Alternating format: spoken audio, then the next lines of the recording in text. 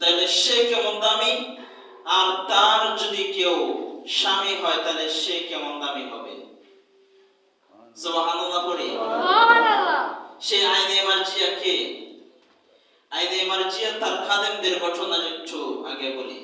একজন যুবক, 16 বছরের একজন যুবক, সে দ্বীনের রাস্তায় বাইর হয়ে গেছে। হুজুরের বয়ান শোনার পরে, এভাবে হুজুর বয়ান করতেছে, বয়ান শোনার পরে সে কি করছে? বলতেছে, হুজুর আমি দ্বীনের রাস্তায় যাওয়ার জন্য রাজি। বলতেছে, ভালো করে চিন্তা করো, যদি তুমি দ্বীনের রাস্তায় যাও তাহলে তুমি এই পুরস্কারটা পাইবা। বলতেছে, হুজুর আমি যাবই যাব, আমার আর কোনো কিছুর দরকার নাই, আমি দ্বীনের রাস্তায় কি করব? যাবো, ইনশাআল্লাহ আমি নিয়ত করছি। তবে পুরস্কার পাবো তো? সে তো অবুঝ, সে তো এতটা বুঝে না। তখন সে হুজুরের কাছ থেকে বলতেছে, হুজুর আমি পাবো তো ইনশাআল্লাহ? পরে বলতেছে, ইনশাআল্লাহ তুমি পাইবা, তুমি সৎ পথে তুমি সেই দ্বীনের দাওয়াতি কাজটা করে যাও, তুমি ইনশাআল্লাহ সেই পুরস্কারটা পাওয়া যাইবা। তো বলতেছে, হুজুর আমি রাজি আছি। তো সে যখন মুসলমানদের কাফেলার সাথে যখন রওনা দিছে মরুভূমির পথের মধ্যে গিয়ে দেখতেছে কাফের বিমানদের সাথে কিছু মুসলমানদের যুদ্ধ চলতেছে।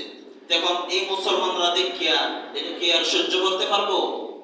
আমার মুসলমান ভাইয়ের উপর আঘাত, আমার কি ঘরে বসে থাকার সময় আছে? না।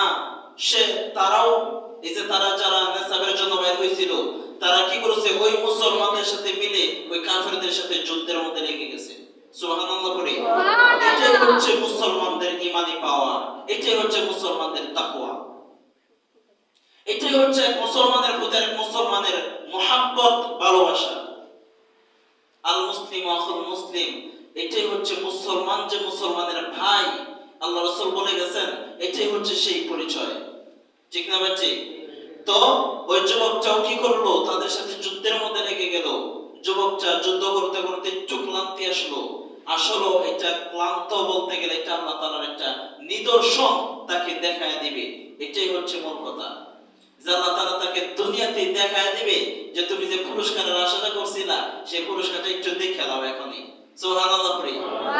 আল্লাহ তাআলার আলাদা একটা নিদর্শন। ওই যুবক কি করছে? হালকা একটু ঘোড়ার উপরে সওয়ারি অবস্থায় তার হালকা একটু নিদ্রা এসে গেল, আর চোখটি বন্ধ হওয়া আর খোলা, এতটুকুর ভিতরে সে পুরো ঘটনাটা দেখে ফেলাইছে। সুবহানাল্লাহ পড়ি। এটা কি সম্ভব? কি সম্ভব না?